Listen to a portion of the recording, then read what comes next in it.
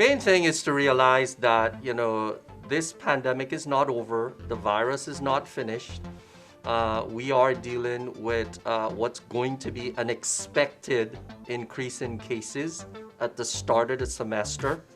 For a number of reasons, we're bringing, 30,000 people plus employees and staff all back onto campus. We have to learn to live with this virus. I've said that from the very beginning. We need to continue to do mitigation factors that we believe have been working, such as wearing a mask and sanitizing your hands. And if we continue to do those things, and if you were to feel that you're getting symptoms or sick, then you should not come to work or not come to class.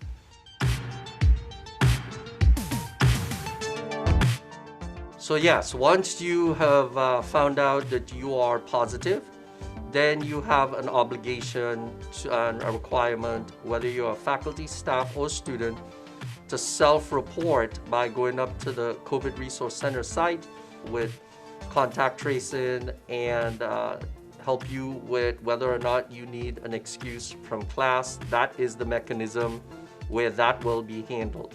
So it's very important, specifically, especially for the students, that you self-report.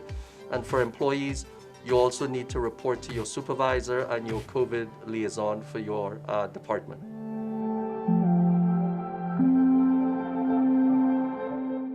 The way we're going to get out of this pandemic, and I've been continual about saying this from early on, is through creating herd immunity. And the most effective way to get to herd immunity is through vaccination. Second to that is natural infection. There is clear data that shows that vaccination produces better immunity than natural infection. So even if you've been infected, you still need to get vaccinated.